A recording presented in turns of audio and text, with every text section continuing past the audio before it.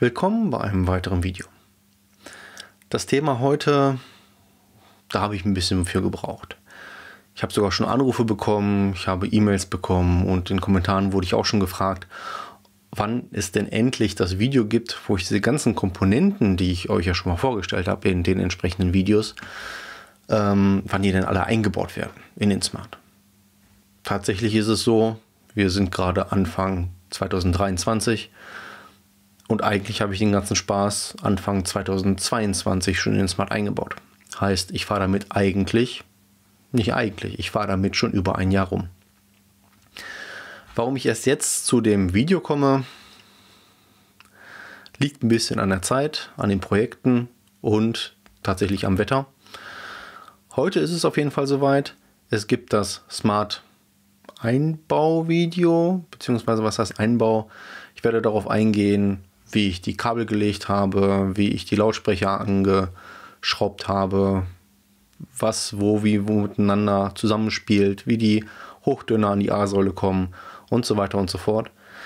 Heißt, ich habe keinen Kameramann, der mir die ganze Zeit über die Schulter geblickt hat, als ich die Türen auseinandergenommen habe, die A-Säulen abgebaut habe oder sonst irgendwas, sondern alle Videos sind von mir selber und ich habe halt zwischendrin immer kurze Statusvideos gedreht, wo man sieht, wie, was, wie, warum. Ich würde sagen, wir springen damit direkt mal rein. Und das erste, womit ich angefangen habe, war der Hochtöner.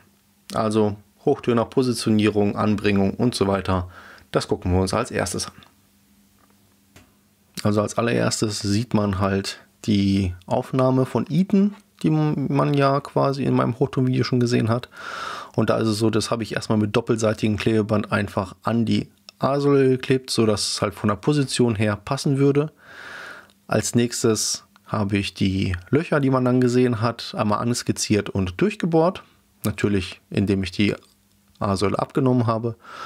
Ja, und dann habe ich theoretisch auch schon direkt die Hochtöner an die A-Säule geschraubt, Kabel mit durchgezogen. Erstes Problem erledigt, würde ich fast sagen. Doch, ja, Hochtöner, schön und gut. Jetzt habe ich Hochtöner im Auto. Der Rest muss natürlich auch. Und der Rest, ja, den kann man unterschiedlich machen. Man kann natürlich sagen, okay, ich versuche die Kabel irgendwo unter den Kanal zu klemmen und die Dämmung und hier und da. Ich wollte mal ein bisschen ordentlicher arbeiten. Heißt nicht, dass man das machen muss. Aber ich habe es gemacht und hier das Video. Da ist der ganze Plörre. Da ist der leergeräumte Smart.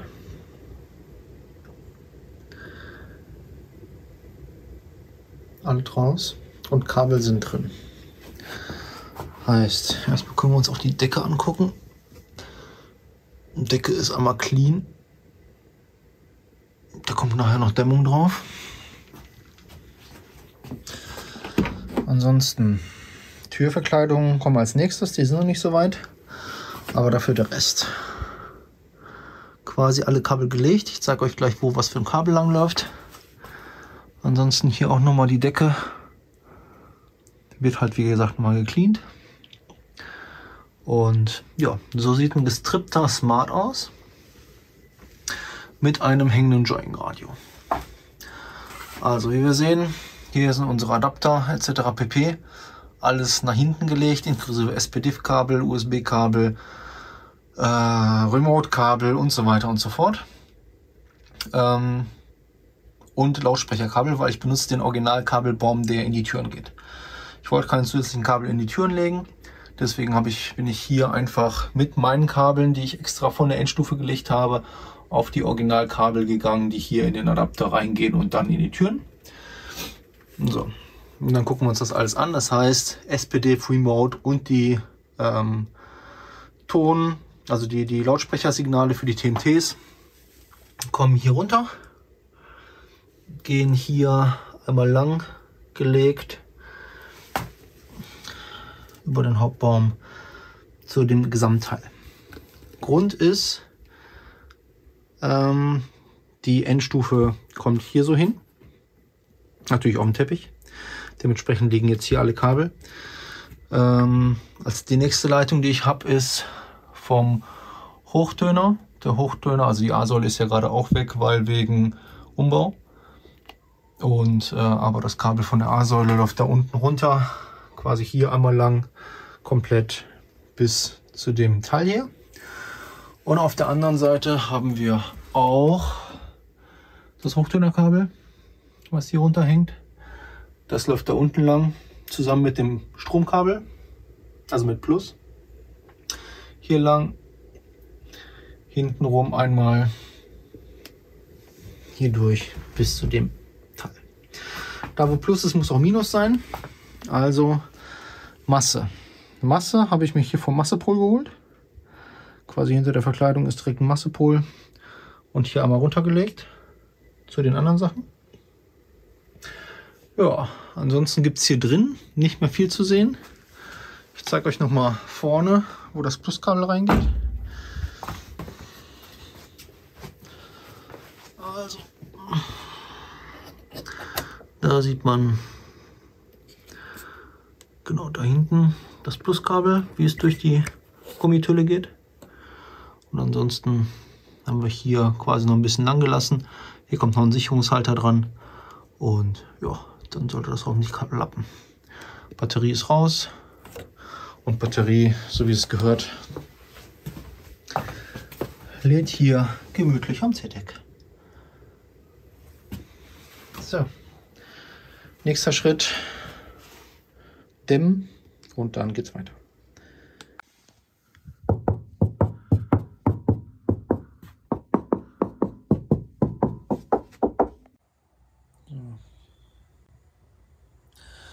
Das ist, was alles nicht im Smart ist. Denn das Smart sieht im Moment so aus. Gucken hier nochmal rein. Wir sehen viel Kabel. Hier rechts haben wir die Rückplatte, wo quasi die Stealth drauf geschraubt wird. Das ist jetzt Schrauben durchgebohrt, festgeschraubt und mit Sikaflex festgeklebt.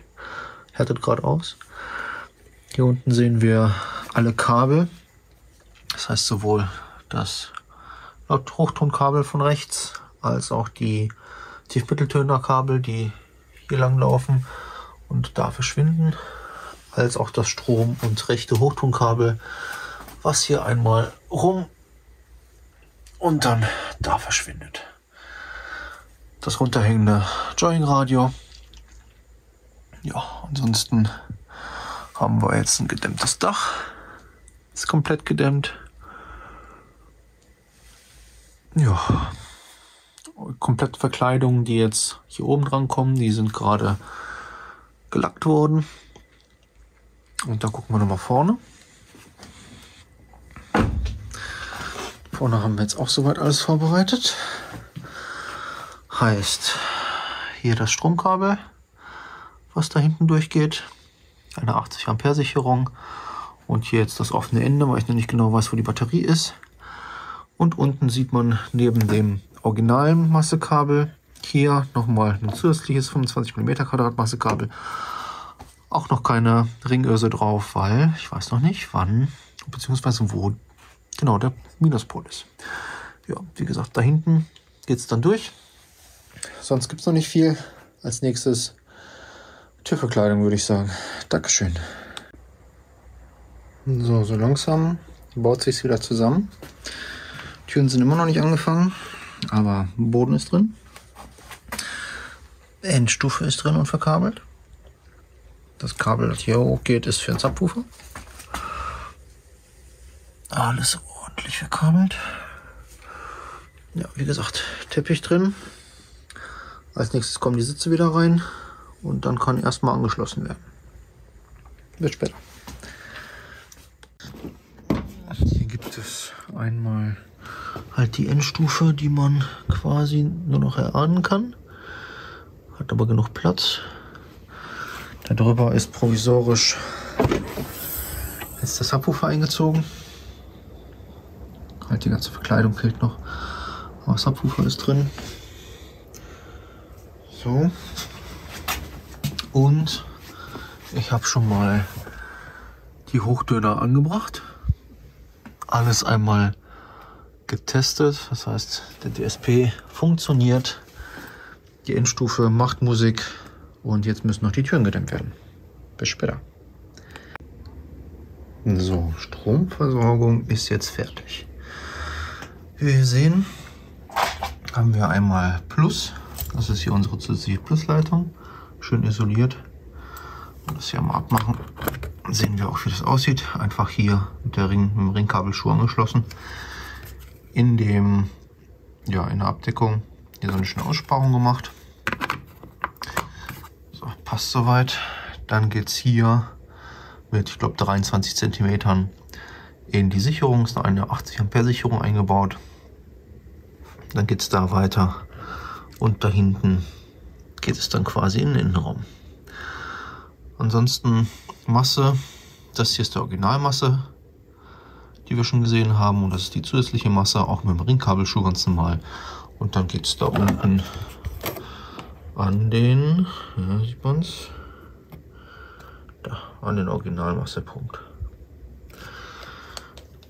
So, was haben wir sonst noch? Wir haben hier einmal das Türpanel von der Fahrertür.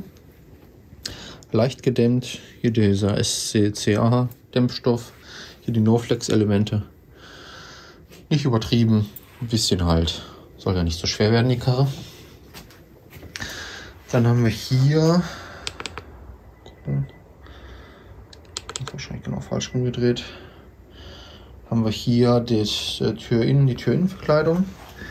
Hier sehen wir auch einmal um den Ring rum mit Aluminiumspachtel. Ansonsten ist hier halt das HD, hier sieht man ein bisschen HD. Und ansonsten halt der Aluminium verarbeitet worden. Ja, so sieht der Leichtbau Smart jetzt aus. Heißt ohne Tür. Und wie man halt schön sehen kann, hat der Smart kein Aggregatenträger oder sonst irgendwas. Das heißt, das Ding hat nur ein Außenplastik, ein Innenplastik. Und hier drin sind wirklich nur die Führungen für die Scheibe. Ansonsten nichts. So sieht es dann von innen aus. Ja. Mal gucken. Ach so, genau. Und ansonsten haben wir hier oben noch Lautsprecher. Alter Lautsprecher. So ein schöner Koax mit Riesenmagnet. Und hier dem Anschluss, falls jemanden interessiert. Hier der Anschluss, der ist auch. Wo ist er? Da. Das ist der Anschluss. Ja. So. Der wird wahrscheinlich einfach abgekattet und dran gesteckt. Und das ist der neue Lautsprecher, ein kleiner Eaton, der auch deutlich schwerer ist und deutlich größere Magneten hat. Ja, ist halt auch nicht zu vergleichen, ne? Hier ein Plastikkorb. Ja, so, dann machen wir mal weiter. Die Lautsprecheradapter, die passend für den Smart ist, hat ein guter Freund von mir gedruckt. Kontakt kann ich vermitteln bei Bedarf. Ansonsten ist jetzt oben noch ein bisschen Amaflex dran geklebt, um die Anbindung zur Tür zu verbessern. Und das alles in der Türpappe quasi festgeschraubt. Wir haben 3 Schraubpunkte. Ja, und da hängt jetzt quasi der neue Eaton CRS Lautsprecher mit 4 Ohm in der Türverkleidung vom Smart. Auto einmal gedreht. Die Tür ist fertig. Und jetzt machen wir die Tür. Und los. Erste kurze Testfahrt gemacht. Ein paar Warnanzeigen im Display, unter anderem Batterie. Und auf der Fahrt ist mir dann auch schon aufgefallen, was los ist. Wie ihr seht, hier der lustige Sensor für das Batteriemanagement. Den habe ich natürlich vergessen, wieder drauf zu schieben. So, ich hoffe, damit ist das Batterieproblem erledigt. Ja, die Airbag-Lampe, muss ich mal gucken, was der Füllerspeicher sagt.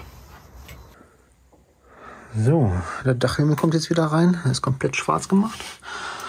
Aber ich habe das Dach noch mal ein bisschen mit Akustikmatten bedämpft.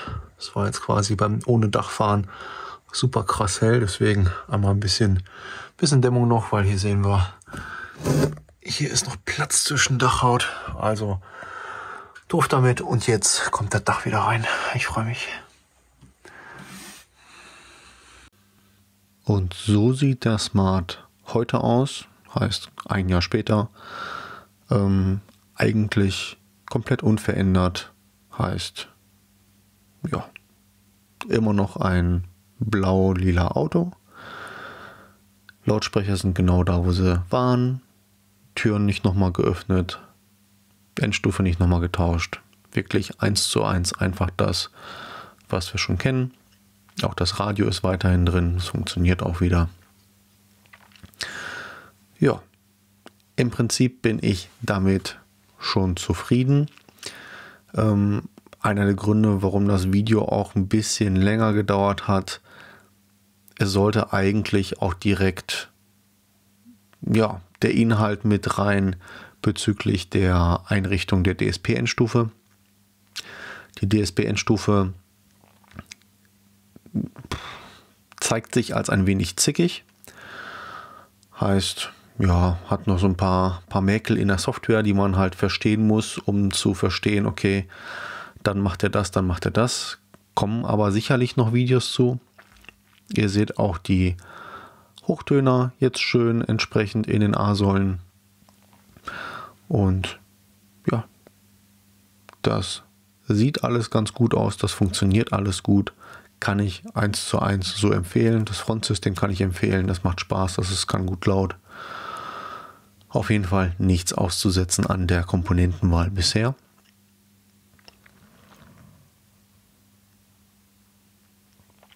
Hinten im Kofferraum sieht man entsprechend den Subwoofer. Wenn sich jetzt jemand fragt, warum ist die Verkleidung links so lackarm, fragt mein Hund. Und so sieht der komplette Spaß von hinten aus. Eigentlich wirklich ganz cool. Wenn man den Sitz nach vorne macht, sieht man den Subwoofer von hinten und man sieht die 7-Kanal-Endstufe, von der ich nur 6 Kanäle nutze. Eigentlich 1:1 so, wie sie nach dem Einbau installiert wurde. Nicht mehr dran gewesen. Alles, was einstellungstechnisch ist, passiert per Software. Das heißt, man muss nicht irgendwelche Drehregler drehen oder sonst irgendwas. Wenn ihr euch jetzt fragt, oh mein Gott, so viel Aufwand. Ja, gut, ich habe vielleicht ein bisschen übertrieben. Man hätte nicht alles genauso machen müssen. Man hätte nicht den Teppich rausholen müssen, die Sitze rausholen müssen, etc. Aber ich wollte es einmal richtig machen. Wichtig auf jeden Fall in der Stromversorgung die Masseverstärkung, die richtige Absicherung, gucken, dass die Kabel nirgendwo scheuern, weil ansonsten könnt ihr euch da halt auch irgendwie schnell was kaputt machen. Dann wurde ich auch noch gefragt, wie lange ich für den ganzen Spaß gebraucht habe. Also ich hatte für den kompletten Umbau, wie ihr den gesehen habt, hatte ich 1 Woche Zeit. Und in dieser 1 Woche habe ich dann noch zusätzlich einmal die komplette Verkleidung, die in dem Smart ursprünglich mal hell war, dunkel gemacht, inklusive Dachhimmel.